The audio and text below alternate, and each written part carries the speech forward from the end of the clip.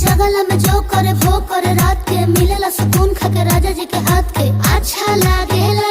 कमर ककरी से भइल काटा हराबा हो गलिया लागेला जान टमा डराबा हो गलिया लागेला जान टमा डराबा हो।